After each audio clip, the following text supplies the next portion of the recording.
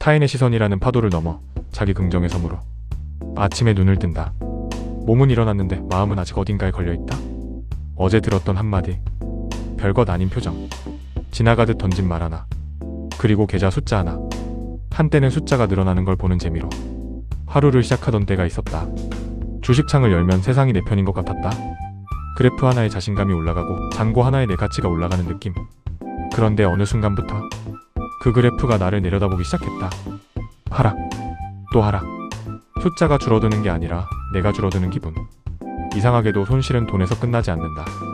자존감으로 번진다. 왜 그걸 샀지? 왜 팔지 않았지? 남들은 다 피했는데. 타인의 말이 아니라 내 안의 목소리가 더 잔인해진다. 그리고 어느 순간 사람을 피하게 된다.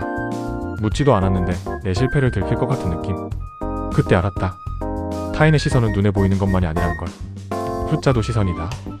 성과도 시선이다. 결과도 시선이다. 사업도 그랬다. 처음에는 가능성으로 시작했다. 아이디어 하나, 확신 하나. 그리고 주변의 기대. 잘 될 것 같아요. 지금 타이밍이 좋네요. 그 말들이 연료가 된다. 그런데 사업이 기울기 시작하면 같은 말들이 칼날이 된다. 그건 좀 무리였던 것 같아요. 요즘 시장이 쉽지 않죠. 아무도 직접적으로 말하지 않아도 이미 안다. 실패했다는 것. 그때부터 세상은 조용해진다.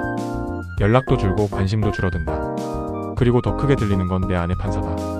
결국 여기까지네. 넌 이 정도야. 이 목소리는 생각보다 오래된 것이다. 성공할 때는 숨죽이고 있다가 실패하는 순간 확성기를 잡는다. 그래서 더 힘들다. 우리는 돈을 잃어서 힘든 게 아니라 나에 대한 평가를 잃어서 흔들린다. 하지만 여기서 하나를 구분해야 한다. 손실과 실패는 사건이다.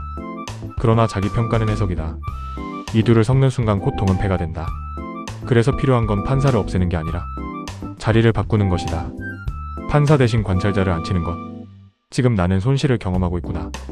지금 나는 실패를 통과하는 중이구나. 이렇게 한 발 떨어져서 보는 순간 이상하게도 숨이 조금 깊어진다. 그리고 비로소 보이기 시작한다.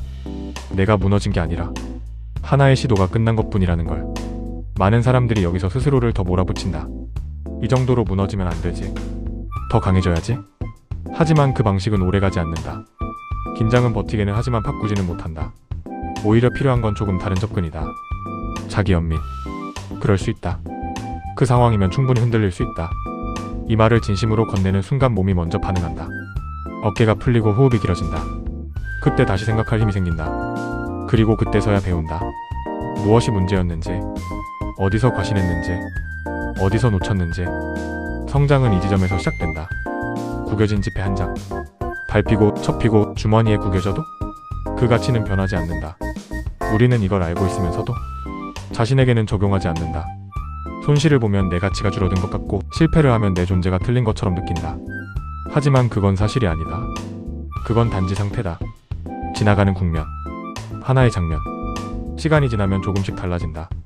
숫자는 여전히 움직이고 세상은 여전히 평가하지만 내 중심은 조금 안쪽으로 들어온다.